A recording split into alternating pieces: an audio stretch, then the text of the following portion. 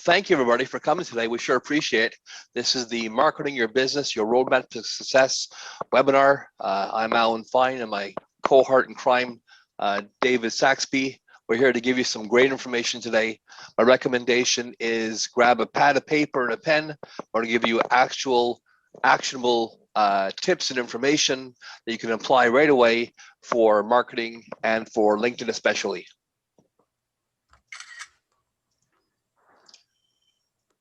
We're going to take the fear of online marketing out of hopefully give you some more information.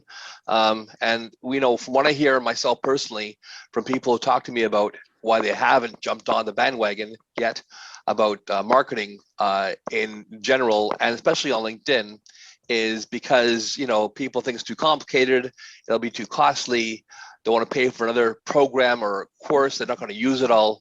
And mostly the number one thing I hear from people is to, you know, say to them that, you know, I don't want to buy, I don't have anybody to talk to me about questions at all. So I'm just going to, do you know where the mute everybody is, David, on here? Yeah, it should be just under your participants. Yeah, okay, let me just find here, mute all, here it is, great, perfect. There we go. Okay, great. So during this webinar, this is how it's going to go today. I'm going to give you a quick 2-minute intro on myself and David, tell you why we're qualified to train you, and then 73 minutes of amazing content, stuff you can actually use, 5 minutes at the very, very end for how we can help you, as people have often asked us at the very end of these, what can you do for us? How can you help us? And then if you want to have any questions at all, please do me a favor and say them to the very, very end. We will be taking a couple of questions. If you need clarification, stick information in the chat box, and David will read me questions and vice versa when he's presenting. I'll look at the chat box on my side. So if something's not very, very clear for you, either try to keep it to the end, but if it's really, really not clear at the time, you can ask in the chat box, you know, to ask us any questions you have at all, right? So David, take it away, buddy. Yeah, well, it's me first. So who's David Saxby? Well, he's a nice guy. He's a colleague and friend of mine. I've known David for several years now. He is the president of Spark Communications. He's a sales and marketing coach who's helped thousands of people grow their businesses, and you know, been in this industry for 40 years. David has tons of great information for you, and David speaks to audiences of entrepreneurs, CEOs. He's going to show you how to turn your leads into paying clients and follow a proven marketing process. But mostly what I've taken away myself from seeing David on this webinar for the last, you know, 6 months, this is our, I think, our 6th iteration of the same webinar. We've made it better each time, is that David is going to show you what to do with your leads when they don't buy from you right away. Because unfortunately, the stats are that most people who are in business only follow up with a lead 1 or 2 times. And so David is going to show you a system of what to do with them when they don't buy in those first 2 times, because most people are concentrating on people who want to buy from them right away, and that's it. So that's David Saxby. David? There. Yeah. There you go. Yeah, let me introduce you to Alan. So Alan and I have known each other for quite some time, as he mentioned, and Alan's been in the digital marketing website world for 25 years. He's got 13 years plus as a LinkedIn trainer, and 9 years helping businesses generate leads through LinkedIn. So he's passing that information to all of you, and you'll learn how to leverage the platform of LinkedIn from an amazing perspective of the data that you've already got there that you can use to grow your own business. So what I'm going to talk to you about today is what we call our 5-step profit formula. And basically, I have a proprietary software program, and I have a coaching process that I work with businesses to help them discover where they can find money within their existing business. So the 5 areas are basically the foundation of the business. So that deals with things like strategy, the products and services you offer. We're going to talk about generating more leads, not just from necessarily LinkedIn, but from several channels. We're going to talk about how to turn those leads into paying clients. So that means converting them, first of all, to people that you can communicate with, and then turning those conversions into paying customers and creating more transactions.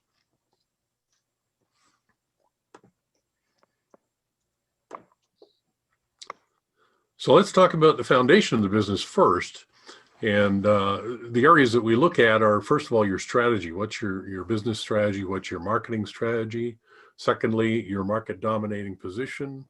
Thirdly, the policies, procedures, and processes you have in place with your business. And lastly, how do you build trust and expertise and educate your customers such that they see you as the only source for products and services? So from a strategy perspective, think about three businesses side by side on the same street, and how often do we see that in the same business?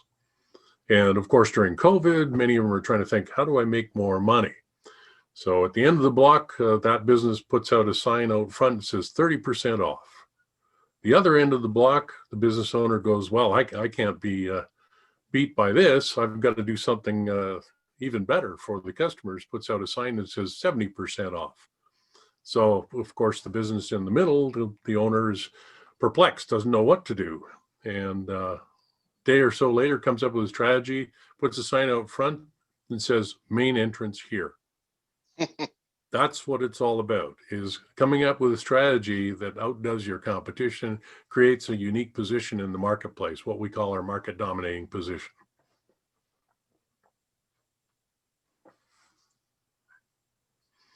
So what is a market dominating position? Well, it's having the right business strategy, having the right products and services, and aiming at the right target market. Many businesses, when they first start out, particularly start out and think that everybody is their customer. Not true. The only business might be like that would be the funeral business. So the right marketing strategy and sales strategy means having the right brand that delivers the right message to the market. It means the right message at the right time in the market. It means delivering it through the right marketing channels. And social media is not the answer for everybody. And it's not the answer to reach every single target market either. And then it's providing an offer that's attractive to the customer. And here's some typical lead generation mistakes. First of all, most businesses try the tactical approach. They pick a media, they try something out, and then they go, oh, it's not working. The key is, instead of picking the media first, is to determine what your strategy is first. What do you want to accomplish with your marketing? And many companies assume that lead generation means tactical approaches, and that's placing ads, sending out mailers, building a network, attending trade shows, at least pre-COVID, and having a prospect follow-up system. Those are all tactics. The strategic side is all about what you say, how you say it, and those are oftentimes more important than the medium that you choose. The medium is part of that strategic approach, but not the be all end all. So here's the other thing that happens with most businesses. They put something out through various media channels, doesn't work, and that's really the tactical approach. And then they blame the media for it not working, instead of looking at the strategy and what the messaging is. So also, many businesses use platitudes to address their customers. Things like, we have the lowest price, the best service, we're family owned and operated, we offer convenient hours, the best value, and we've been in business since 1431 BC, blah, blah, blah. Problem with that is many businesses do it. So when we're looking at generating leads, there's a number of different approaches. One's to build a referral system. This is past clients or existing clients. This could be a number of different approaches you could take in the market to build relationships with potential new clients, build joint ventures and strategic alliances, or do publicity and PR, where you get exposure through third-party endorsement. You can do direct marketing. Direct marketing still works, and believe it or not, the postal system still has people opening their mail. You can do advertising. And the key with advertising is making sure you have enough of your target market there that your cost per individual that you're trying to reach is low enough. Digital marketing, of course, many people are familiar with that and have done some of that. The challenge is doing it correctly. And there's a number of other different approaches we can take to generate leads. So in the digital realm, here's what the problem becomes. If you look at the digital world, we have so many different channels that we can use to communicate that we really need to be selective. We can do content marketing, search engine optimization, search engine marketing, social bookmarking, e-commerce, and the list goes on. LinkedIn is one channel. If you're doing business to business, LinkedIn is probably the best channel to reach other business people. And all of the digital platforms have a purpose. So we need to determine what that purpose is and whether our customers are going to be there. We need more conversions. So some of the ways we can create more conversions is create a compelling offer, an offer that the customers can't refuse because it's the best offer they'd ever get from anybody else in your industry. We can make sure that we have scripts so that when we're communicating with customers, or our staff and our team are working with customers, that the scripts help them communicate the message directly and clearly. We can look at our initial close rates and try to improve on closing ratios from sales. And we can build in a follow-up close process so that our closing ratios are higher. The last thing is we could look at building a drip campaign. And a drip campaign, I'll explain that in a little while. I'll show you an example as well. But it's a way of keeping people in the loop so that when they're ready to buy, you're top of mind. So let's talk about more transactions. How many of us have lost clients and haven't gone back to those past clients to see if they're interested in buying again? And if there's a way we can solve the problem that caused them to leave. How many have a downselling process? So if your price is too high for customers, can we downsell them to a less expensive product or service? Can we increase the frequency of purchase? So existing customers have trust with us and they're buying from us. Is there other things that we can do to increase the frequency? Do we have additional products and services we can offer? If we don't, can we joint venture with somebody that might have products to offer to our market and share in the profits? And how do we set appointments? Do we manually set appointments or do we set them up automatically? And automation is part of the secret behind keeping that funnel full, that sales funnel. And what about our sales team? Are they aware of everything they need to be aware of from a marketing perspective? And do they have a proper sales process? Are they doing cold calls but not getting any turnaround on those cold calls to buying customers? So what does our sales team do? What's the processes they use? And are they familiar with sales techniques that will close customers? And more profits. Many businesses are afraid to increase prices, particularly during the COVID term. We're afraid that we're going to lose customers, but in fact, we may find better customers simply because our prices are reaching the premium customers. So not to be afraid of increasing prices, but to look at the pricing and say, is it reasonable and is it possible that I can make more money by increasing prices? Or increasing longevity of buying customers. Can we create a situation where we're going to continue to build a relationship and keep those customers for life? And do we have an upselling process? So if we've got a customer interested in our base product or service, can we sell them to additional products and services at a higher price? Or can we cross-sell? So think about the last time you did some home renovations. You may have gone in to buy a can of paint, and oftentimes in a Home Depot or a renovation supply company, they'll ask you if you need a brush and tape and all sorts of other add-on products or services. Well, the same is true with our businesses. Is there things that we can cross-sell that naturally go with what we offer. And bundling. Are there products we can put together and services, products and services we can put together that offer more value to the customer, but don't increase our costs?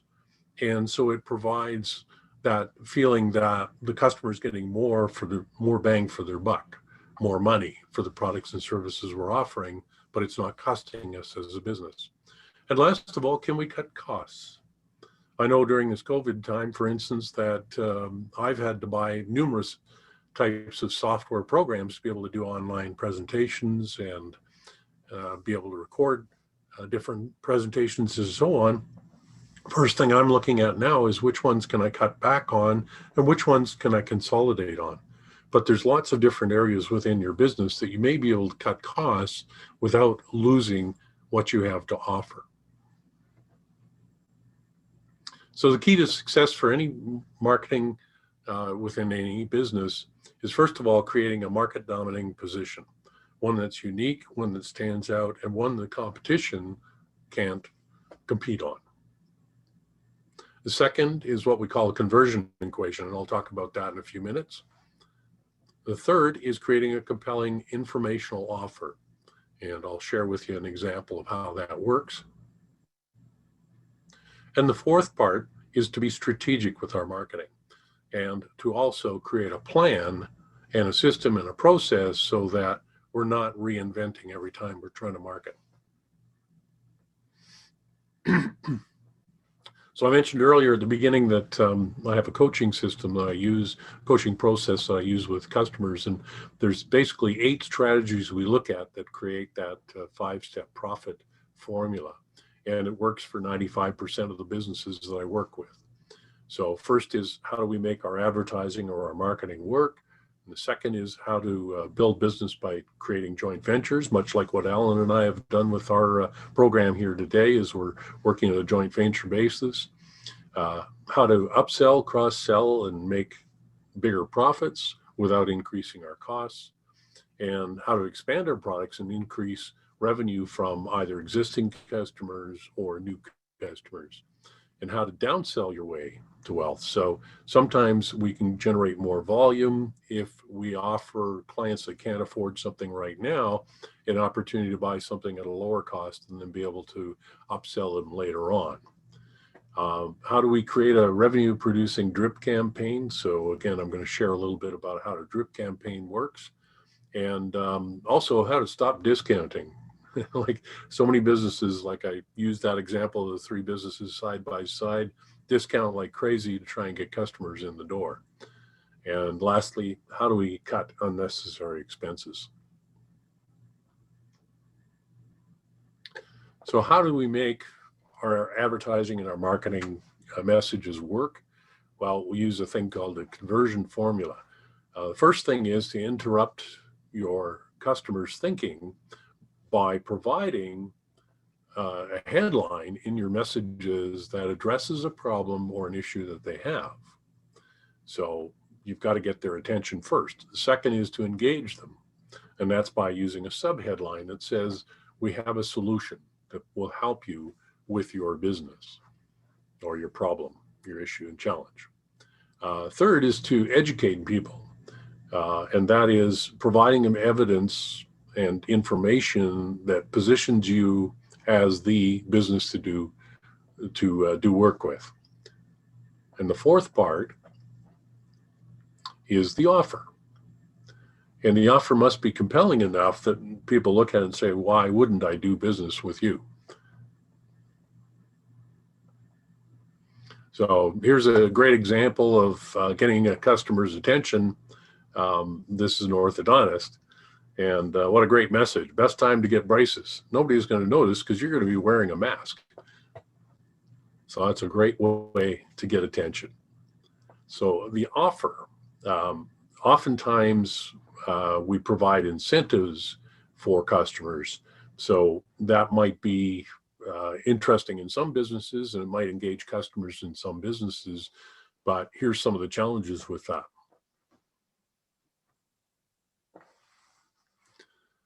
We get things like buy one, get one free from many businesses. We offer percentage discounts. We offer a gift with purchase, or we include something in the purchase process.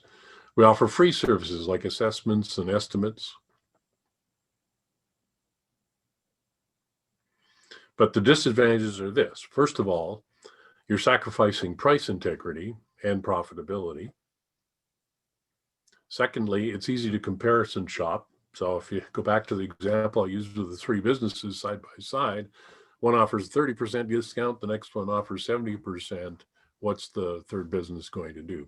It's also easy to comparison shop. Most of our information is on the internet, and we can check out competition. Our customers can find out who else is in the business has offers. And it only appeals to the customers that buy now, which is typically somewhere between 1% and 3% of your market that are going to buy right now. And it trains customers to only respond to offers. So they'll wait until you have a discount because they know that you're probably going to do it again every year.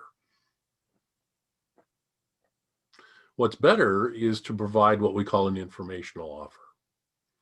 So, and one of the challenges with many businesses, and professionals in particular are bad for this, is they put an offer out. The offer is call me for a free estimate or call me and book an appointment. Well, they don't know you. So why would they call you? So you need to provide something of value to them first to be able to attract their attention, and you need to address their headline. So you can see this guy here, for instance, has his background on there. Well, who cares about his background unless he's got something that's going to be different from the competition? Chiropractors, professionals, almost every professional does that. They put their phone number up there, their contact information. They offer to book an appointment or a free exam. Pretty well the same all across the board in those industries. So better is to provide what we call an informational offer. So for example, this is a mortgage company. Their informational offer provides information so that customers don't make mistakes. So what's the 8 biggest mortgage mistakes people make? Would that be of value to their customers? You bet. How about a sunroom company? Providing examples and ideas for people who are thinking about adding a sunroom onto their home. So it's really an idea guide. Self-assessments oftentimes can be good, particularly in things like financial business, being able to allow people to figure out what their financial circumstances are and where they might need help can oftentimes be useful to people looking for financial advice. And home remodelers. What if a home remodeler provides a guide to their customers to tell them, here's the things to look for when you're deciding on who you're going to hire to do your home renovations? That might be an important guide to provide to customers as well, potential customers. So the advantages are, first of all, you're not selling them anything. You're providing information that helps them decide. It builds trust.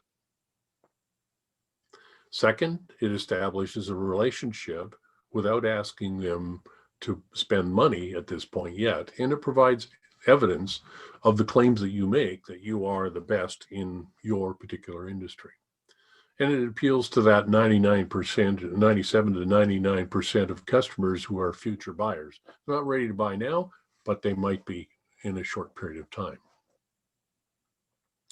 So here's the challenge with most businesses is there's a threshold of resistance. It's high when they don't know you because they don't have that trust factor. So at the low level, the challenge is the benefits of ownership. Why should I buy this product? First of all. Second of all, why should I buy from you? And at the high side, which vendor, which provider do I go with? Because there's so many options and there's all this information out there, but it's difficult to decide. So here's some statistics around the number of buyers that are ready to buy. And like I say, between 1% and 3% are ready to buy right now once they've seen your offer. 7% maybe within the next 30 days, 30% within the next 6 months, 30% in the next 2 years, and 30% will probably never buy from you, only because they found a better offer or a better provider. So why are we in a dogfight for that 3%? Why aren't we keeping people in the loop until they're ready to buy? Yes, it'd be nice to have 100% walk in the door or contact us right away to buy, but the fact is that's not reality in the marketplace. So let's take an example of threshold of resistance for a chiropractor as an example. So most chiropractors' websites have their phone number on there. It says, call us to book an appointment. Or call us for a free exam, book an exam. So schedule an appointment, free exam, and call. And if you look at most chiropractors' sites, that's exactly what they say. The challenge is the trust factor. So if a chiropractor was to offer an information piece that helped customers recognize how they might resolve some of their current pain, a good example would be a free back pain report that talks about a new treatment that cures back pain forever. And this might be something that the customer, the patient, can actually do for themselves in conjunction with working with the chiropractor to solve their issue or their challenge right away. So I'm going to talk about 2 of the 8 strategies I mentioned and share with you an example of how those strategies are used to give you an idea how you might apply this to your business. So this is a case study with a psychiatrist that works with parents who have children who are having challenges. So they might be acting out, or they may have specific learning issues and so on. This was his original site. Parenting advice and resources from Dr. John Smith, and he specializes in 9 different areas. So call for a consultation and so on. He's got a little video introducing himself, and not bad. He was getting customers through his website, but we took a look at it and revised his website and came up with some changes to it. So this was the original video script as well. It said parenting advice and resources from Dr. John Smith. Greeting the parents and so on. My name's Dr. John Smith. I want to welcome you and to Remarkable Parenting. And you'll find tons of great information here and hundreds of pages of articles. Well, for those of you who are parents, you're probably thinking, I don't want to read hundreds of pages of article. My kid's acting up right now. My kid's got challenges right now. How can I solve this immediately? So he talks also about his 9 areas of expertise. Challenge with that is the customer or the patient only has 1 area they need help with, or maybe 2. And of course, like every other professional, call for a free consultation. So it's a generic headline. So how do we make his communications work for him? Well, first of all, we have what's called a squeeze page, or a landing page, is something you may be familiar with. He addresses the problem the customers have. Remember I said you had to get their attention? So are you sick and tired of yelling, screaming, belligerent attitude of your child? Well, now you can discover the secrets of controlling your child instantly and restore peace and quiet in your home. So the headline caught attention. The subheadline gives them a solution to the problem. And you can see here it says, learn the secrets of gaining and complete control over your child in less than 60 seconds. And just enter your email and your name, and you'll get this free report. So you can also see we changed his video script. So he addresses the problem. Are you a parent struggling to gain control of your child's attitude and emotions? Is your child yelling and screaming, and so on? My name's Dr. John Smith. I help parents just like you. And last of all, it says, and this is the offer, enter your first name and email in the box to the right, and I'll send you a series of 60-second techniques that will immediately restore peace and quiet in your home. So for those of you who are parents and you're having that experience, does that sound like a simple, easy solution that's not going to cost you any money, but might take some of the problem away? Absolutely. So initially with that first website, he was receiving about 300 leads a month. And from that, about 30%, or about 30 customers, 10%, called about a consultation. And it wound up that there was about 3 consented to a consultation and became clients. So that's that typical 1 to 3% return on the investment. So again, if we go back to the advertising formula I was talking about, the conversion equation, did we interrupt to get their attention? Did we engage to provide a solution? Did we educate them such that there's some evidence that's going to help them and make it easy for the patients or the customers? And do we have an offer that's compelling and irresistible? Absolutely. So those 300 leads per month wound up attracting, with the new website, wound up attracting 60 requests for the offer, or 20%. An average of 6 customers agreed to have a consultation and become patients. And the average sale is about $800 per new customer for the consultations. That resulted in a $2,400 per month increase, which was $28,000, nearly $30,000 in revenue increase. So if you were that doctor, would that be something that you could handle, and would you be interested in doing that? So the second strategy is, what do you do with the customers who aren't ready to buy? Well, we can create a drip campaign that helps customers stay in the loop, gain more information until they find a need that addresses what they're looking for. And we set the drip campaign up on an automated schedule, so we don't have to do that manually ourselves. So if we go back to that child psychologist, we had 300 leads with the new website and the new landing page. We had 300 leads that came in, which 60 became opted in to get the offer, which resulted in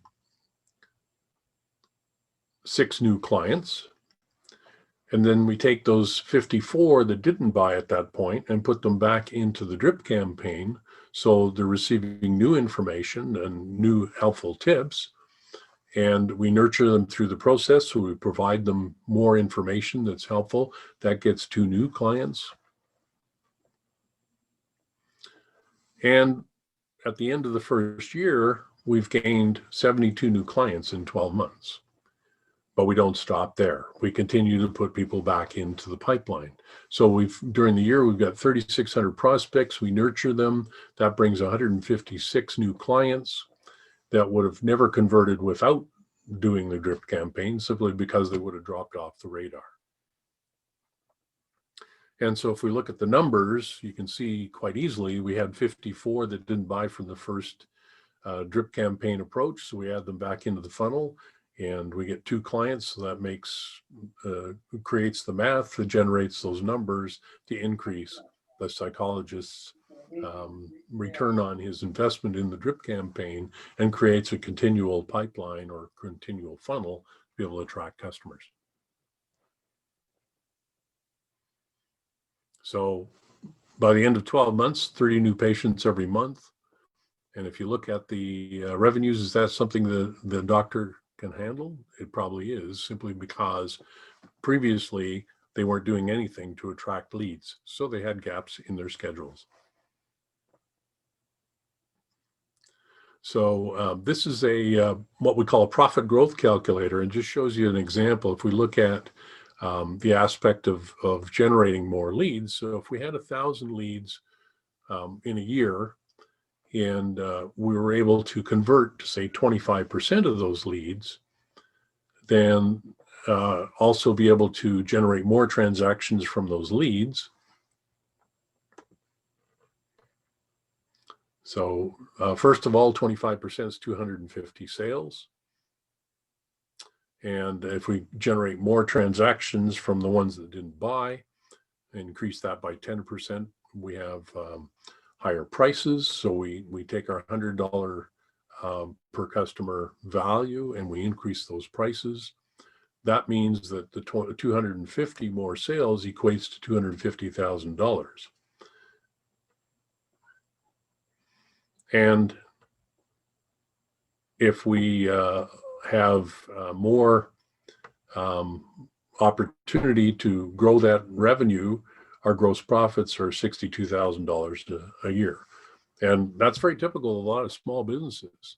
So here's what we do in the profit acceleration process and profit acceleration system is we work on increasing the leads. So if we're able to increase the leads by 10%, that means we've got 1,100 leads. 25% conversion rate now becomes 27.5% conversion rate and creates 303 customers instead of 250. And more transactions means we've got 11 instead of 10.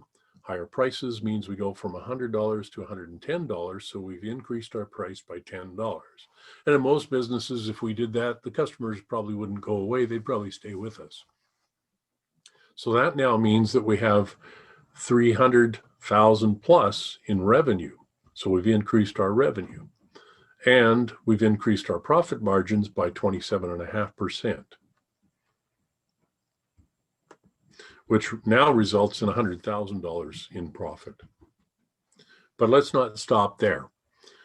Let's look at the potential of being able to increase our revenues by 50%. And if we're using various strategies, not just one strategy, we can very easily do that simply by helping your business find new strategies to be able to develop the marketing and be able to attract more leads.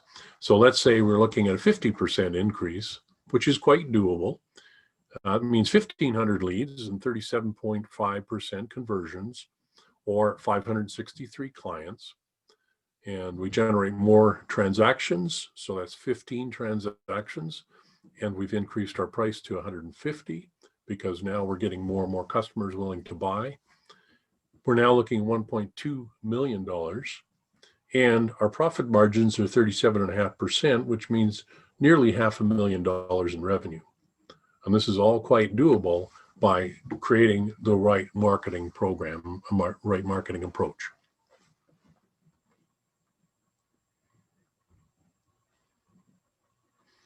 So here's what I want to share with you that's part of what I do when I work with clients is we have an e-learning library that has over 400 industry examples in it. And we have videos, and then we have an email campaign that goes out once a week with tips and ideas on marketing. And there's no heavy sales pitch in it. It just generates information that's helpful for businesses to grow their business. And so each of the videos are also available in the e-learning system so that you actually learn the process of marketing. So that's one part of the coaching program that I work with businesses on and do things like we just showed with that doctor. So we also have a proprietary software program, which is called the Profit Acceleration Software, where we take the beginning point with what you're doing for marketing and analyze what you're doing currently in over 48 different areas of a business. And we determine what's a reasonable factor to increase revenues and increase margins in each of those areas such that you can dramatically increase your business, much like what we did with the psychologist that we did the work with. And then at the end of that, we generate a report, and that report provides not only the beginning revenue, but it talks about the potential increase in revenues and the percentage. And it shows in real terms what the financial upside of that analysis and will be. And then from there, we can generate a report that talks about implementation and create a timeline to implement those strategies over. So in many cases with businesses, excuse me, we don't need to look at 48 different areas. We can look at half a dozen and find opportunity to grow the revenues. So you can see here with Dr. John Smith, for instance, current revenues when we started working with him was $250,000 a year. With using the two campaign ideas, actually it was 5 different areas working with his business, we were able to increase his revenue by $152,000 or nearly $500,000 in annual gross revenue, close to $400,000. And that's just the beginning year in working with that type of a business. So if you were able to do that with your business and grow your profits by 10 to 50%, grow your additional revenues, I should say, what would that look like for you in your business? So as I mentioned, when I'm working with clients and coaching them, we talk about a 5-step profit formula. So we look at the foundation of the business, the right strategy, the right target market, the right offer to that market, and so on. We look at what areas are going to be the most successful for being able to generate leads. We look at how to turn those leads into paying customers and keep the ones that aren't buying currently in the system so that they can possibly buy from you at a later point. And we look at more transactions from existing customers or from the new prospects. How can you increase the transactions? And then last of all, how do we make the business more profitable? And what areas can we look at to grow profits? So that's it for my part of the presentation, and happy to open it up to Q&A with everybody for 5 minutes here and just answer any questions you may have. So you can either... So Eric asked, does the location of my business, he's in Calgary, matter with respect to working with yours and his processes and strategies? I work with a company based in Utah, and they did not work well as they did not concentrate to things that applied in Canada. Oh, okay. So is location of your business important? It can be. And one of the challenges, of course, the U.S. market is massive, and it can be more challenging to get business in the U.S. if you're a Canadian-based company. But on the same token, using the approach that we've talked about, you could look at increasing business locally and outside of your own existing area, because it's not geographically limited. Where the limit comes in is what you offer and how it's delivered to the market. And very true, David. I have the same situation.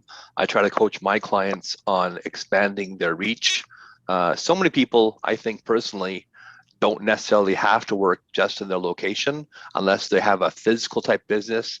Obviously, doing construction, you're not going to apply to Utah for a construction project, although you might possibly, who knows, do things, if you're services or, virtual stuff that you can do on the computer. I tell my clients, go after that US market and vice versa. Go after that US and Canadian market for my US clients, because it opens up for Canada another, whatever, 15 million people to possibly, or 10 million people to sell to, and vice versa in the US. Anybody else have questions? What? Sorry, David, go ahead. Well, I'm just going to say the other part of it too is, even with companies that have physical products, there's oftentimes a way that they can source suppliers and source materials in a local market, use the same technology that they're selling in their local market to build or to provide services and products in those other markets. So it's a matter of looking at the systems and processes you have and being able to duplicate that in other markets. Yeah, and Dave is a genius of that, and really analyze your business and figure out what my service is in the US.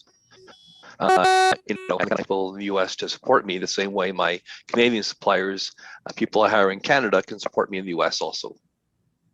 Hopefully that answers your question, Eric. Anybody else at all? Going once, going twice. I think, in the chat box. Is there any other questions? We'll have time at the end for additional questions as well. So yeah, for myself or for David. Perfect. Well, let's move on here then. Oh, yeah, and the question was, are we going to be able to see the recording afterwards? And the answer is yes. Yeah, we'll get it to you afterwards. If we have your email address, if you registered for the program, we'll be able to send it to you. If you went directly to the link in LinkedIn, however, please enter your email address in the chat room, because we won't have your email address available. Yep. Okay, well, let's talk about great job, David. Let's talk about LinkedIn now. I think LinkedIn is the bomb as far as when it comes to lead generation or marketing. I started niching into LinkedIn, geez, man, probably 12 years ago. LinkedIn now has 850 million people on it plus worldwide. And I think that if you sell your services or products to businesses, you definitely need to learn how to leverage LinkedIn. And it really has so many things to offer. And I go through, once again, a lot of stuff. Dave is going to monitor the chat box, and hopefully we can answer your questions that way. So why LinkedIn? Little background. It was launched in 2003 by Reid Hoffman and Alan Blue, and they made Jeff Weiner the CEO. It was acquired by Microsoft only 13 years later by 26 billion. Can you imagine only putting 13 years of work into your business? Maybe 13 years of 24/7 kind of work, but now you don't have to work ever your whole rest of your life. Your family doesn't, your family's family doesn't have to. I mean, pretty amazing. This is as of January 2021, there were 840 million people. February, another 10 million people on there. Probably 280 to 300 million people are using LinkedIn actively every single month. 160 plus million users are in North America. 40% of people on LinkedIn go on there and even just look at it every single day. USA, Canada, India, Brazil, and UK have the highest numbers of users. And one really, really important factor as far as what social media channels you use or decide to use for yourself in your marketing strategy is that the average income of a LinkedIn user is $75,000 plus. So the people on LinkedIn, they have the money to spend on your products or services, and they have decision and buying power. So a lot of people you talk to on LinkedIn are the ones who decide to use you or not having to go through 10 zillion channels to figure out, well, can we use this? I got to talk to my boss. He's got to talk to his boss. He's got to talk to his boss, and so on and so forth. So I have so many potential users and so many pokers in the fire right now. It's amazing, and you can too.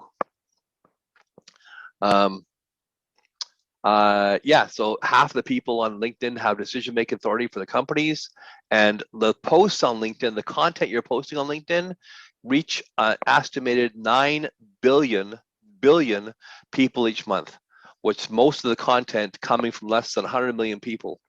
So I would say personally, out of the 850 million people on LinkedIn, I say maybe 5 to 10 million people are using it aggressively and properly for lead generation or marketing. So let's do a poll right now, and let me just ask you guys, go here. How many of you are properly using LinkedIn for lead generation or marketing? Just click on the yes or no. So we have some people here. Oh, yes, no, yes, no, yes, no. Keep on going. We got a few more. Keep on going. Keep on going. Keep on going. Let's get a couple more people on there. Let's get about 5 more people on there, and then I'll launch the poll and tell you how many people are using it for lead generation. Just click on the button, please. Few more, 2 more, one more person. Come on, let's click on the button. Okie dokie. So here's the results. So these are typical of what I see from people who hire me or work with me, that I say between 70 and 75% of people are on LinkedIn don't believe they are using LinkedIn for lead generation or marketing. And it really makes a big difference because, like I said beforehand, there's so much opportunity on LinkedIn for lead generation or marketing that you really need to be on there properly. So what does that mean though? And LinkedIn has a tiny fraction of content creators. I just signed up for a $5,000 US course on how to create video on LinkedIn that'll get massive engagement. I'm talking about when you see posts on LinkedIn, usually on video posts, they have maybe 15, 20, 30, 40 even likes, and maybe 4, 5, 10, 15 comments, and maybe maybe 5 or 10 shares. So how about creating posts on LinkedIn that will get you massive engagement? 4,000 likes, 900 comments, 27,000 shares.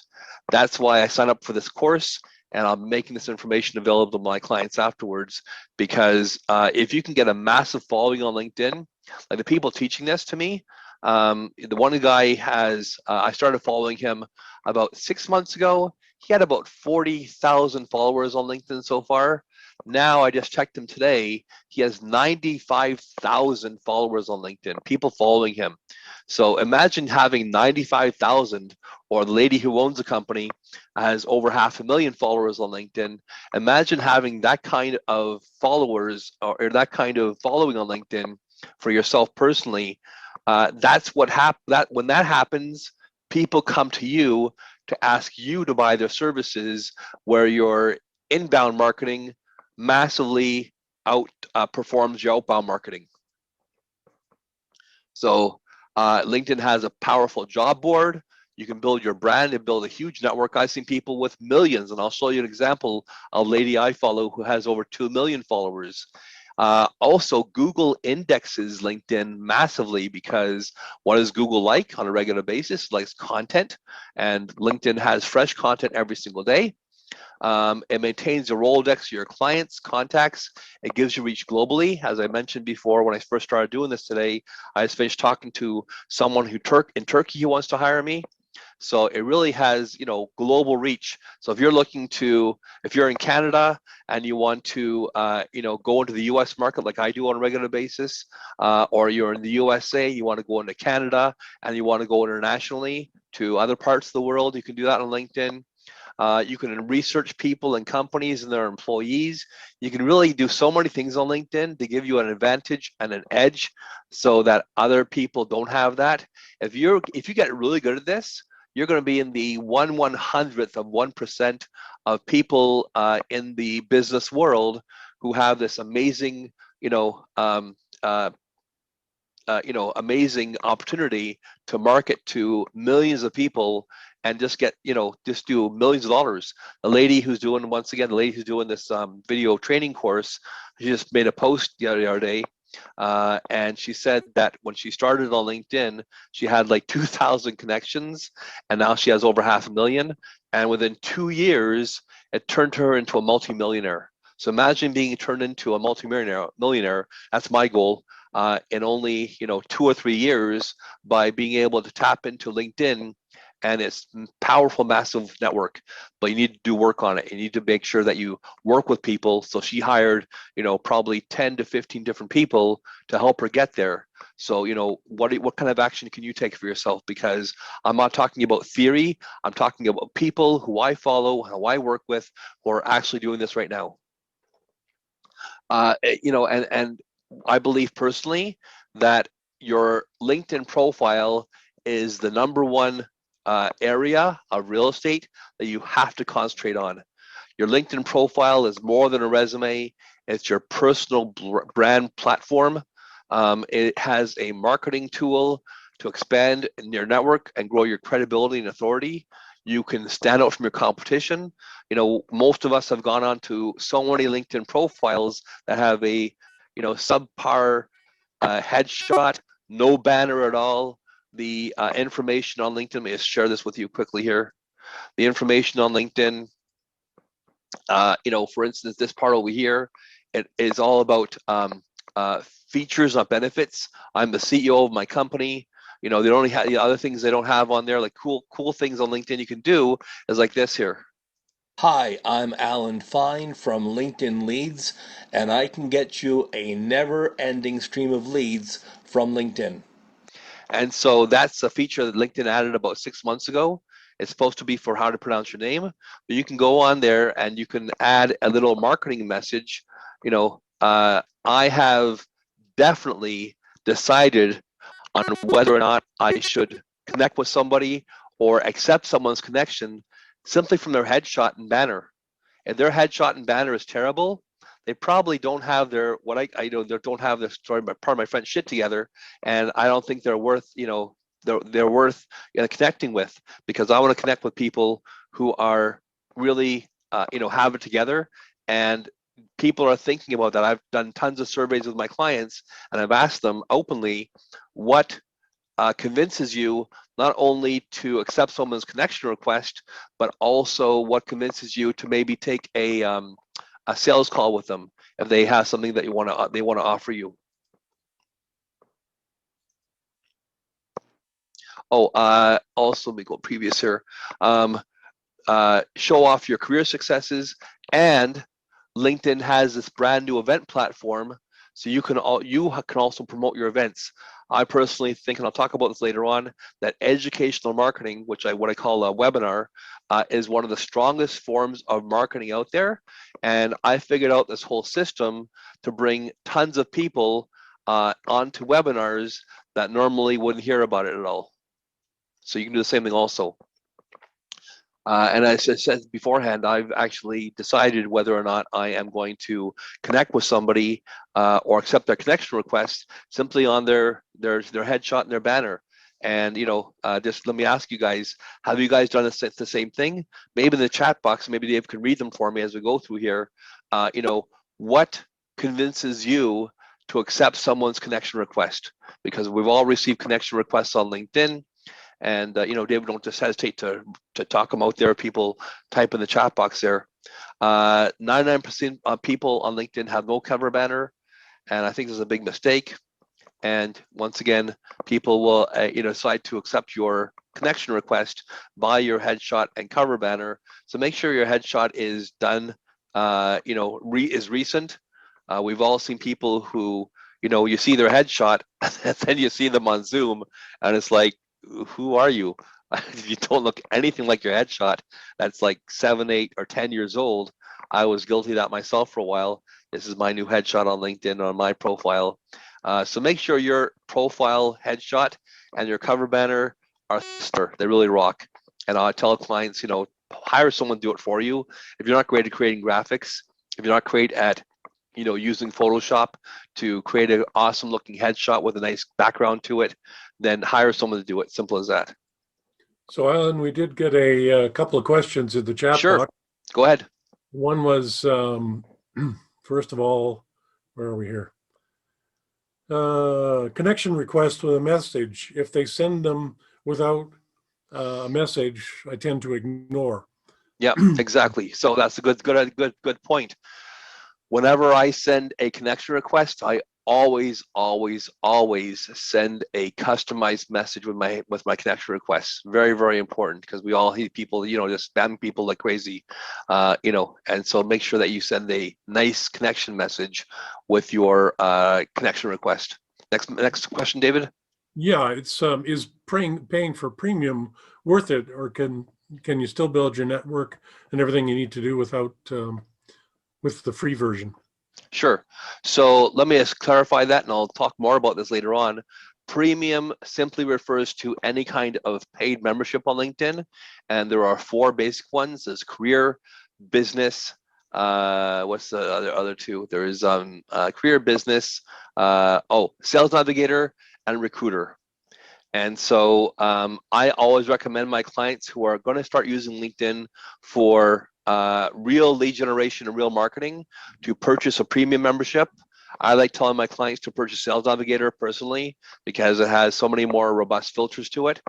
What a premium membership does for you, and I'll talk about this more later on again, is allows you to search for more profiles.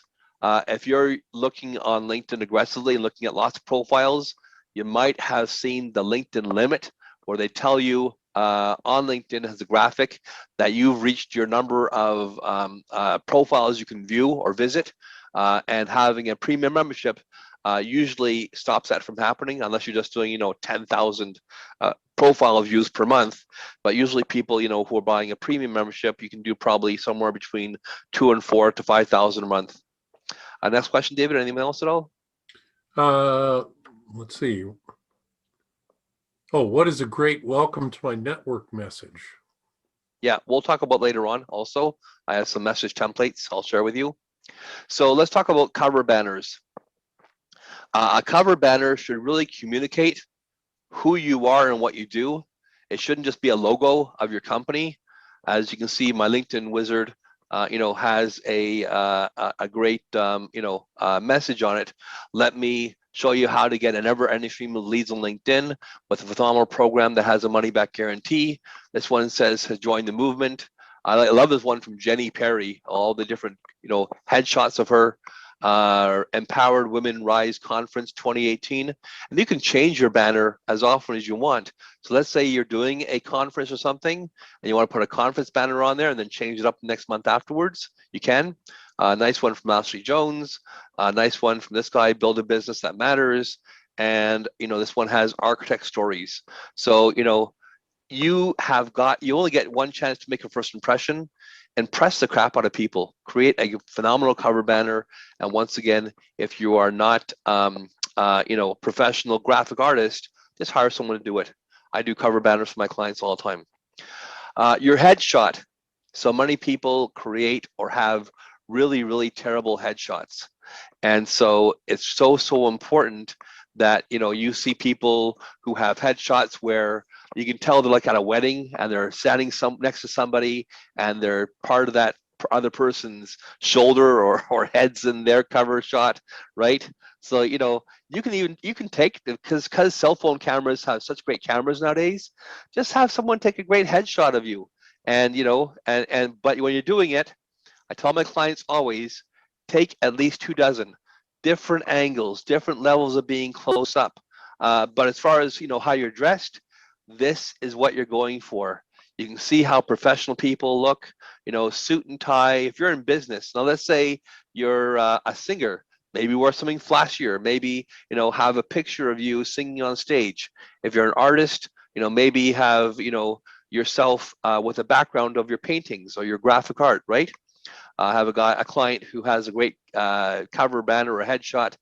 He's a graphic artist. He does comic books. So he has comic book art all in the background of his wall, and he's standing there looking very, very cool and smiling.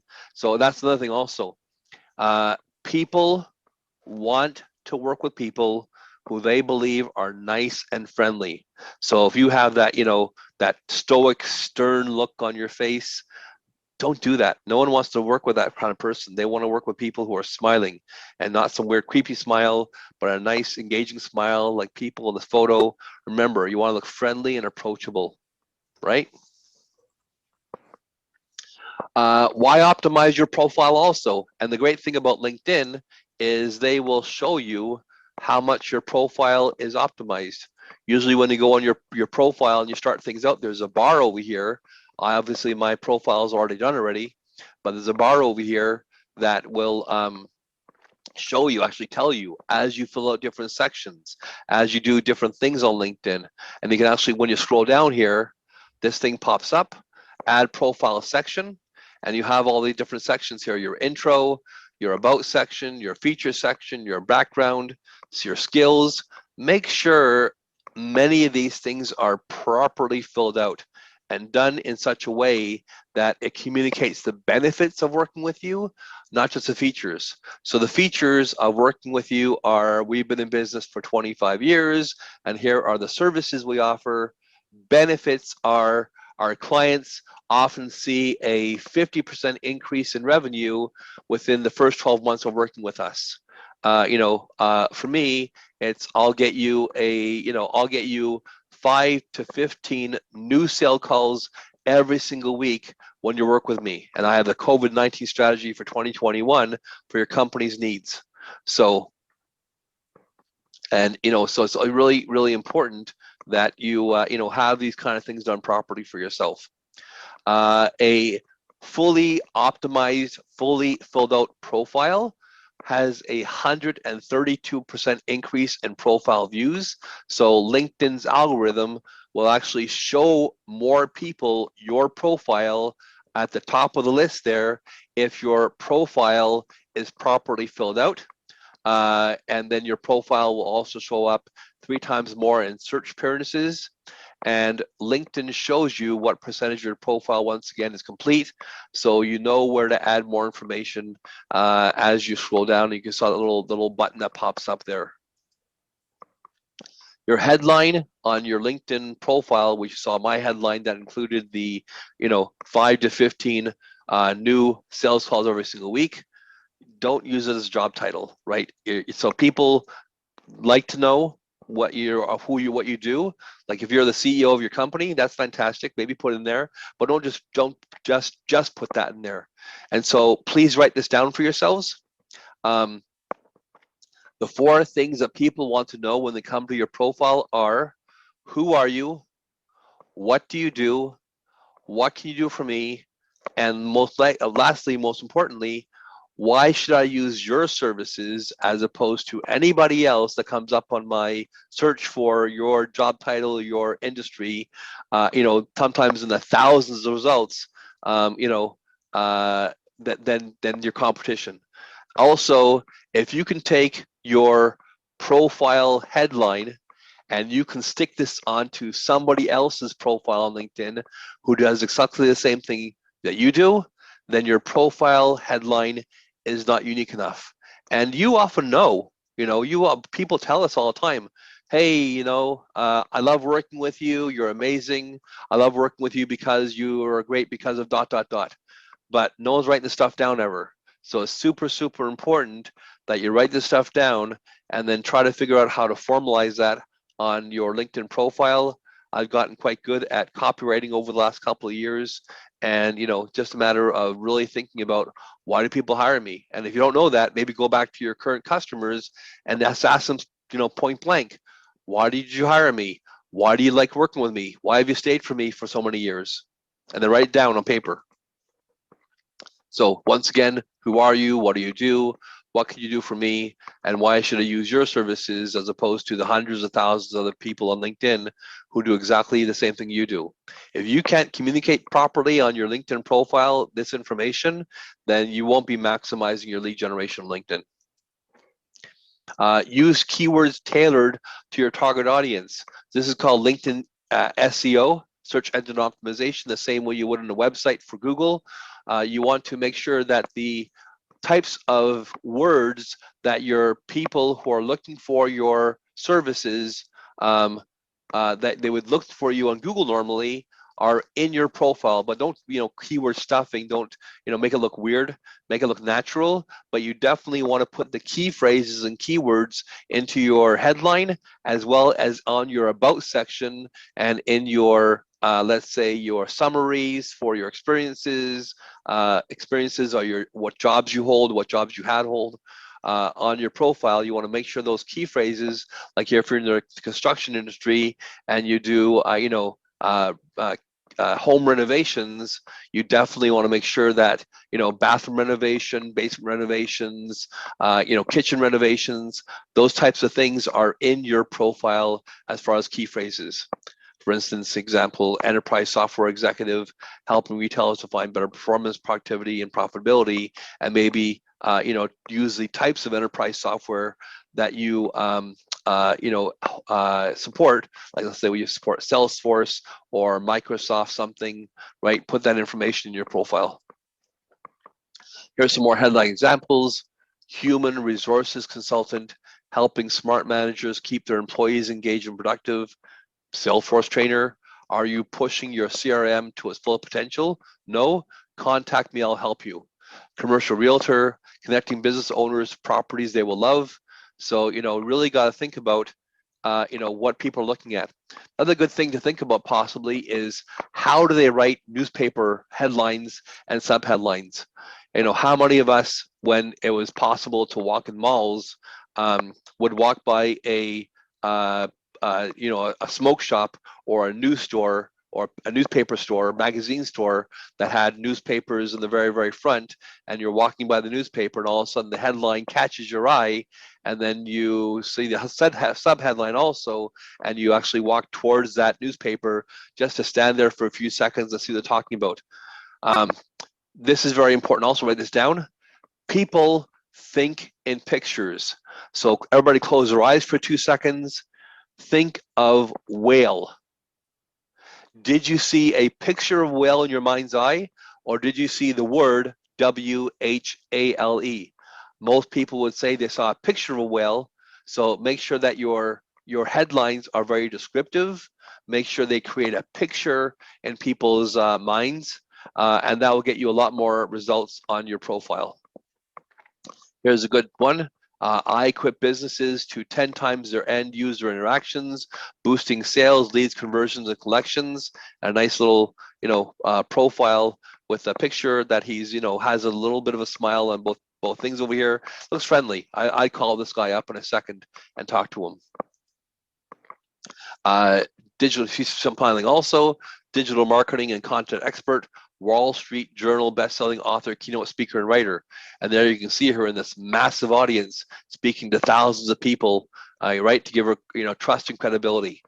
You have got to build trust and credibility on your profile so that when people, you know, come to you, they, you know, they want to talk to you. And let me just look at this over here. 403,000 followers. She is definitely a LinkedIn influencer. And, you know, all depends on the content you're posting. Most people get massive followings simply by posting great content. The summary or the about section on LinkedIn profile. This is the guts of your LinkedIn profile. You have 2,000 characters to describe who you are, how you help them, and what sets you apart. Remarkably, most people have terrible summaries. Once again, mostly feature-based as opposed to benefit-based. So in point form, I would recommend all of you to really sit down and think about, well, what are the benefits of working with me? How do I help people? What kind of results do they achieve? What kind of examples, maybe case studies, can I highlight without maybe mentioning the actual company? Can I highlight in my profile of, you know, here's a client, like for instance, for me, I have a client who's actually a high-end matchmaker, and she charges $10,000 per client. And in the last 4 months of working with me, I think she's closed about 6 or 7 clients so far. So, you know, from my program, she's already made $60,000, $70,000. So remarkable. You know, make sure you really tear apart your summary and think about what are the benefits of working with you. How can you help them? And so once again, your summary is not just a job description, benefits, not features. Your summary should tell, not be all about you. What can you do for me? And your summary also should address the problems that you solve for customers, clients, or your company. So maybe if you know that, you know, your customers in your industry, usually you see the same 5 questions coming up or the same 5 problems coming up for your clients, maybe take those 5 points that your clients come up with all the time and say, here's the problem, here's my solution to it. Your summary should address your target audience. Make sure you look for their pain points. Make sure you use language that and terminology that your audience uses in your industry. But you know, I see. Make sure it's a nice combination, because let's say you have a newbie who's looking for some consultation or some help with their business, but they may not know all the different you know, terms or terminology in your industry. I tell my clients, use a, you know, a nice smattering of both, dummy it down a bit for people who are maybe newer in the audience, and then maybe people who are you know, people who are experts in their fields, maybe use some of the really high level terms for your audience as well. Speak to your industry expertise, provide data to back up your results, mention if your team is currently hiring on your summary, highlight professional interests, and most of all, within your profile, include your contact information. How many of us have gone to someone's profile on LinkedIn and we say, you know what, this person looks like someone I really want to contact, and they click on their contact info and all it says is their LinkedIn website address, and that's all. And you can't find their website, you can't find their phone number, or you find their website and you click on the website they have and it doesn't even work anymore. How many of you have done that beforehand? That drives me absolutely nuts. If you're going to have a summary on LinkedIn and contact information, at least make sure it's up to date. Maybe do have some fun in your summary, demonstrate your passion, show some personality, have a little fun, make yourself approachable, engage your prospects with, you know, I as opposed to we, intrigue your readers, and most of all, make sure that you have information that makes you very credible. You know, everybody on LinkedIn I talk to ever wants to work with the girl or the guy, the absolute expert in your field. So make sure you have some things in your profile, you know, that give you great credibility, especially things I see, and I'll talk about more about this later on, but this is where I see a lot of people fell down in their LinkedIn profile. Hopefully those come up in a second here. I find that we're on Zoom sometimes things slow down. And what I'm trying to get to right over here right now is recommendations. So let me just maybe do a refresh on my profile here on LinkedIn. So recommendations are like Google reviews, testimonials. It's really, really super important that you have, I believe personally, you have lots of recommendations. I've seen people who, have both sides of the coin. And, I think it's really important. Sorry about this. I noticed recently with Zoom, the new iterations of Zoom, when you try to go to web browsers, it like really slows things down, man. So let's go back to the PowerPoint temporarily till it this thing here decides to work properly. Here are some examples of some profile headlines on LinkedIn. So David, you can just pop that in the chat box for me right now, okay? Dave? Did already? All right, perfect. Thank you, sir. Yep. Appreciate it very much. So you can go to that, and you can just look. You can just Google it also. Samples of great LinkedIn profile headlines or samples of great LinkedIn profiles. Google is probably the best thing to do is use for that, and you can see examples of great profiles, as well as also I tell my clients, well, why don't you go on to LinkedIn and just go in the search box. Let's see, this is. Back on here yet. If it showed up ever. No, it's still not. So I tell people go onto LinkedIn and just type in the search bar and maybe type the key phrases that you think people would find you on LinkedIn. So let's say you're a financial advisor, type financial advisor on LinkedIn and really see and then go to 30 or 40 financial advisor profiles. You never ever know what kind of golden nuggets that you can look for or achieve if you look for on LinkedIn. Let's see if we can go back to here in the feed. So my profile yet. Nothing at all.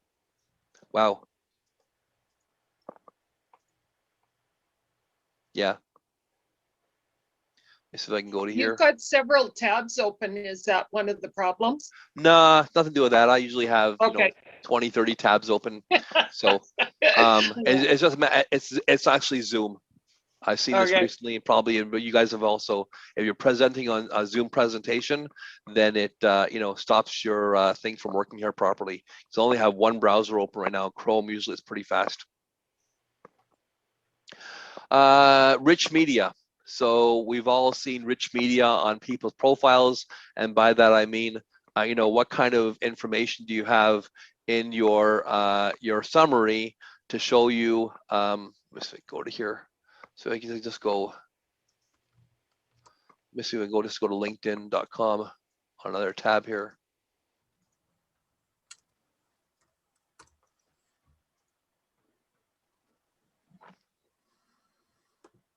That could be just this over here. Let me just close this one tab down and go back to my profile. Hopefully this works now. There we go. So here is recommendations on LinkedIn. Let me go to the very, very bottom and do it slower so that my browser can catch up. There we go. So recommendations like Google reviews. I want to have hundreds eventually. I want to bowl people over with credibility. And so, reach out to people who you work with, reach out to colleagues and associates and ask for recommendations. And it's very, very simple to do. You just go to their profile, click on the more button, usually it's over here or more over here. And then there'll be a thing on the drop-down menu here, which is request recommendation. What else was I going to say here? I was going to say, rich media. Yeah, that's right. So rich media, you can do that here in the features section. Here it's featured over here. And you can put media here. And it used to be you can only put in links to videos and things. Now you can actually upload videos on LinkedIn. And then if you're doing video marketing on LinkedIn, the only restriction LinkedIn has for your videos, if they must be 10 minutes or less in length. So the file size isn't that important, but just how long the video is. So 10 minutes or less. And then you can add JPEGs, PDFs, PNGs, videos, articles or posts that you've already created. So if you want to put an article or post in there, you've got to just link to an article and post you've already created. But let's say you go to two different profiles on LinkedIn, one has no rich media at all here, and one has some really phenomenal rich media videos that speak to you, white papers you can download, PDFs, PowerPoints you can download, possibly SlideShare stuff you can download. Most people will, see better results with having some great rich media on there. And then also you can see over here, now that I've done my profile, eventually you'll see the words All-Star on your profile here also.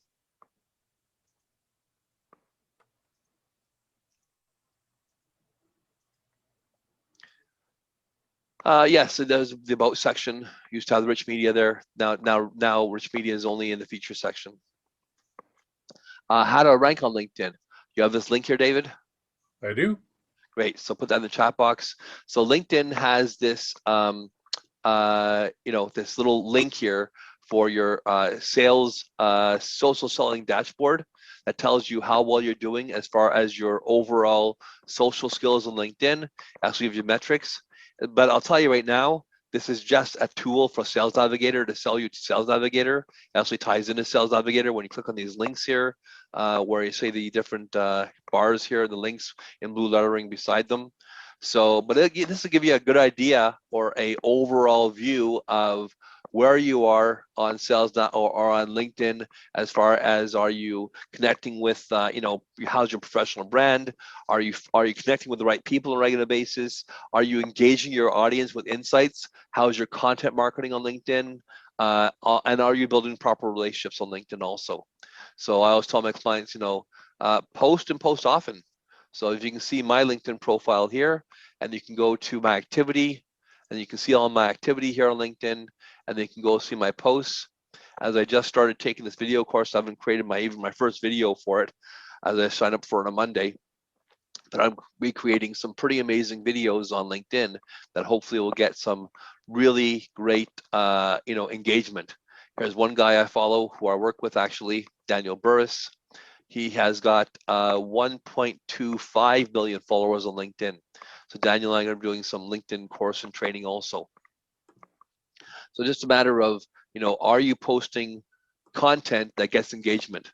So it's one thing to post, content on a regular basis, but you really got to think about, and the best way to do it is simply go to your home feed and look for, content that gets great engagement. So you can just look through the feed over here and see, does any of this content here have tons of engagement? Here's one here is a thing from LinkedIn course, popular course LinkedIn Learning. This one here has 1,800 likes and 42 comments. Not terrible, not phenomenal, nothing to write home about, but you can see this, and you can just go through the feed here on a regular basis and kind of take a look at, well, what is getting phenomenal engagement on LinkedIn. And unfortunately, you see here that most posts on LinkedIn are not getting any kind of engagement. And so, well, here's one. Look at this over here. See the video of this person? Look at the way the person is, putting this together. They have, the banners here. They have, good information, and 198 likes, 160 comments, and 1,095 views. So once again, it is, very, very important that you start really thinking about, well, what kind of content on LinkedIn will produce some great engagement for myself? Because more engagement usually, means more followers. People will follow you eventually. Clients always ask me why it's so important to be posting articles on a regular basis, because it shows, number one, also that you're the absolute authority in your business. I tell my clients, post a couple times a week, maybe one article a week, but at least 2 or 3 posts a week. Also, commenting on other people's posts and engaging on other people's stuff will have them look at your profile and come back to you. So, don't be afraid to share, and don't be afraid to engage on other people's posts as well. I have something called the article writing formula. Anybody who wants afterwards, just email me. David will put my email address inside the chat box at the very, very end. But when you're thinking about articles and information to post, my clients often go, well, I don't know what to post at all. Well, what are clients asking you about? So the first thing I tell them to do is point form, write down on a piece of paper, notepad file on your computer, well, what are some article ideas? Once you have the idea, then Google the idea, then look at other people maybe are writing about the idea, find some graphics, create a powerful headline that sucks you in and gets you reading the whole article, write an opening statement or opening paragraph, or add some more pictures, and don't be afraid to give away some of your most powerful secrets. People will come to you later on because you are the absolute authority in your niche, and they'll be able to see that from the content you're posting on your LinkedIn profile. And if you have a rock star headshot and a rock star banner and a great headline and a great about section, and you're posting great content, that's going to equal great sales on LinkedIn for you as far as actually getting lead generation or marketing. Here's that person that I talked about that has millions of followers. When I first started following her, and David and I did our first webinar back in October of 2020, she had 2.3 million followers on LinkedIn. And now in February, I just took this morning, she has 3.57 million followers on LinkedIn.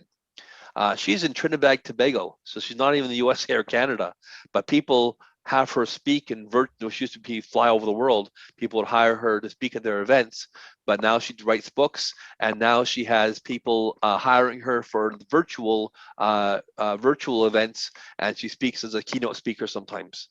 So what can you do? I mean, she's nothing special. I mean, she is, but if she can do it, you can do it also. Your experience on LinkedIn, and your experience is this section over here.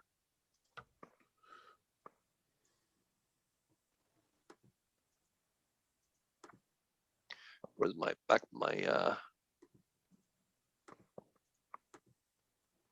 so here's your experience on LinkedIn.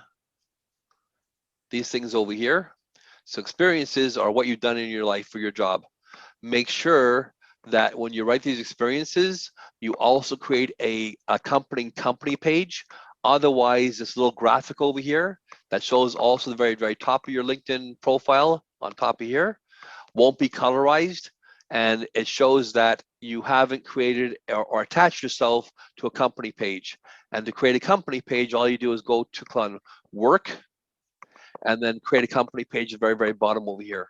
And then you can fill a company page out and put all the information on there, put a banner on there. Basically the same stuff you do for your profile, doing a company page. And then when you do your experience over here, all you'll do is make sure that when you type your company name in here, that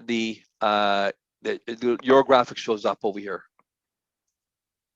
And then you can also resort your company pages and resort your stuff on LinkedIn, no problems at all, by just dragging this little button over here. So let's say you're starting a new business, or you want to feature a certain business you have because you do multiple things in your company or multiple things as jobs on LinkedIn. You can just resort them when you want to.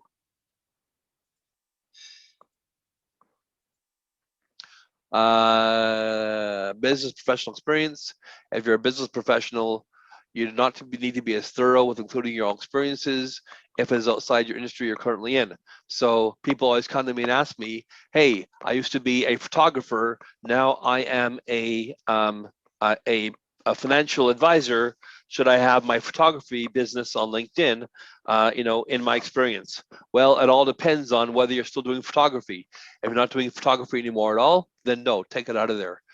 Because once again, people want to work with the absolute expert in your field. And, people often go to your profile and get confused, right? Are you an expert photographer? Are you the best financial advisor in the world? I'm confused, which one? And the confused mind says no. So make sure that your experiences on LinkedIn support your current company or what you currently do. If it doesn't, get rid of it. Here's some samples of experiences. This guy is a heart health and is a doctor. So here's all the things that go with experiences, all supporting his current business, which is he is the director of Western Canada for Institute for Health and Human Potential It has to do with your health and your body. Last thing I'll talk about today is once again the LinkedIn event platform. What a phenomenal way to promote and to market your events on LinkedIn. I believe personally, and so David, that educational marketing webinars are one of the strongest types of marketing on in the world. And I've created this whole strategy on LinkedIn. Today we've gotten like 60 people on the event here, and I've even found a way that when you create an event on LinkedIn, you can actually download people's email addresses and their names to be able to stick them on an email drip campaign or something else. So really has great potential for you to be able to see how to fill your webinars, fill your webinars, or fill your events. Let's say you're doing a big summit, a virtual summit. You can use this here to communicate with your possible clients, and you can use this to grab people, and as David said beforehand, stick them on an autoresponder or drip campaign. Whew, there we go here. So for people who are looking for some help, David and I have an offer for you today. Is our complete marketing program. I'm just going to go there myself right now.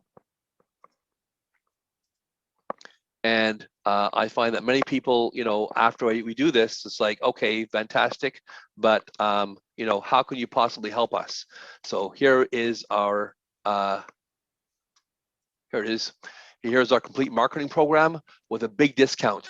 So, we're going to assist you with your the whole LinkedIn profile. My part of the package includes a profile makeover. I'm going to create a cover banner for you. I'm going to set all your settings on LinkedIn. I'll optimize it. I'll have you shoot a new headshot, and I'll optimize your headshot. I'll reorder your skills and endorsements. I'll do the copywriting on your LinkedIn profile to make you an absolute rock star. And David, want to take over there and talk about your side of things? Yeah, absolutely, Alan. So as I mentioned in the presentation that I had delivered before Alan did his, we have a diagnostic tool. It's actually a software program with 497 million algorithms in it that are weighted based on the quantitative and qualitative information we get.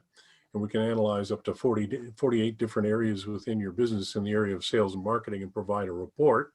So that's one part of the package.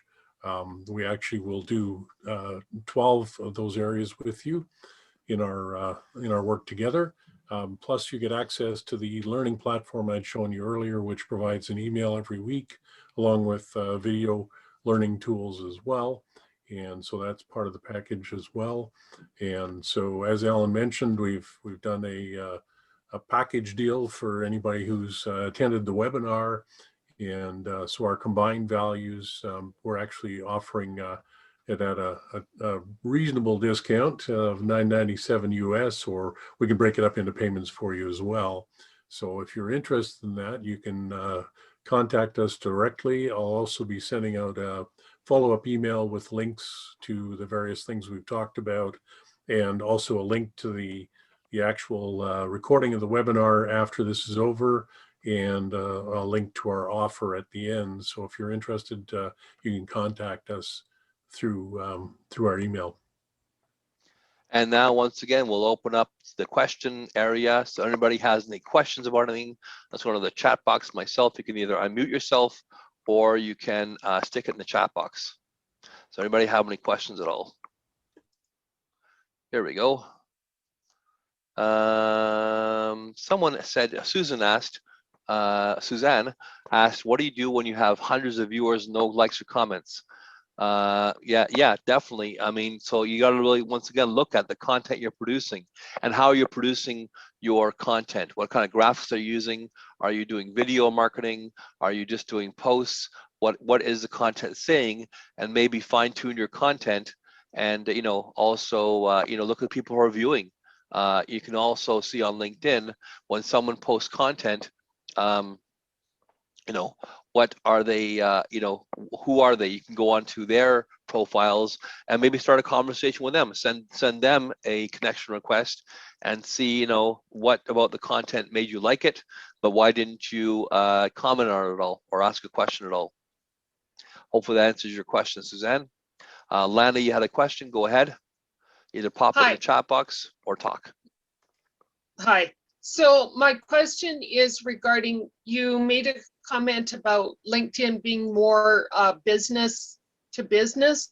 As a health coach, I am more business to individual or customer. Yeah, consumer, yeah, for sure. Yeah. That's Is what we- LinkedIn so, still the yeah. right place to Yeah, be? absolutely. Or no? Well, you just go on LinkedIn and type in health coach, right? I think we talked about this the other day when I talked to you on the phone, health coach. So on LinkedIn only, or worldwide, there are 1.98 million health coaches. So I'd probably go on some of their profiles and see what they're talking about, and see kind of engagement they're getting for their companies and businesses. I still believe that you can do B2C marketing on LinkedIn, because let's face it, even if you're a business, you're still a person, right? So I think there's a great opportunity for anybody who does B2B. Like I said, my client who is a high-end matchmaker. She's not B2B. She's not selling business services. She's selling high-end matchmaking services. So she's doing very, very well for herself. She's done like $70,000 in sales so far in only 4 months. So I think there's absolutely a possibility of doing, those kind of services. A buddy of mine just did his first webinar the other day. He's a health coach also. And so here's his profile on LinkedIn. And so, he talks about how you can, reverse chronic inflammation and disease without pain or drugs, right? And so I think there's absolutely a possibility of getting more connections and talking to people, because people are looking for help. That simply is that. As simple as that. If you're on there on LinkedIn, you can provide help for people. You can do B2B marketing, B2C marketing.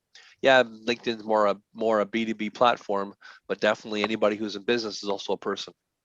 Hopefully that answers your thank Yeah, question, you. Lana. Lana, you probably also want to look at some additional strategies, and one of the ones may be to build that drip campaign I was talking about, and also Yes. to make some adjustments to your website depending on what your website's currently like, and be able to capture the leads so you can keep them in the loop when they're ready to hire you. Thank you, David. I do have one more question back on the LinkedIn. If you could go back to that screen for a moment, because yes, well, so the banner, do you set that up to make sure that your head profile shot does not cover up any verbiage? Yep, try to, yep. But then you want to look at Okay. it on mobile also, because I didn't do his banner for him, he did it himself. Because if you go on the mobile, you'll see that your headshot's in the middle, and it'll definitely cover up the middle Yes. section over here. Yes. So I Yes. would put all Okay. the verbiage, higher or differently, positioned differently. Thank you, gentlemen. No problem, Lana. Oh, you're Thank you so welcome. much. Yeah. Anybody else at all? Have questions? Or Anybody comments? else? Unmute yourself or just talk in the chat box. Okay, well, thank you very much for being here. We have some free gifts for you. Dave is going to pop those in the link in the chat box also, as well as we're going to send this information to you by email. And hopefully I can help some of you, and David and I can help some of you guys with actually doing this stuff here, having someone to actually hold you by the hand and do things for you. Because on the offer we're offering over here, we're doing things for you, as opposed to just coaching you or telling you. For my LinkedIn thing, I'm doing things for you. David's going to hold you by the hand and take you through the whole system of analyzing what you should do, and then both of us are going to help you as a joint team also. So thank you very much today for being here. Hopefully everybody enjoyed themselves today, and we look forward to serving you in the future. Anybody else has any questions at all, please don't hesitate to download. You can download the chat section over here. I'm trying to get here on the very, very bottom of the chat section over here. You have 3 dots on the very bottom where it says file, and you can download the chat, save chat. So I don't know if you guys can see this over here. Can you see this in my screen, David? Is it showing the save chat part? No, you still have the offer up. Okay, yeah, so I have my chat box up, and you know, it says save chat. So at the very bottom of your chat box, where it says file on the right hand side, click on the three dots, and go save chat, and they'll save all the links here. But Dave's going to also email them to you also. So you guys have a great day. Thank you very much. I look forward to serving all of you. Bye-bye. Yeah, and you have our contact information if you want to reach out to us. So look forward to talking to all of you. Bye-bye. Have a great day. Yeah. Bye for now.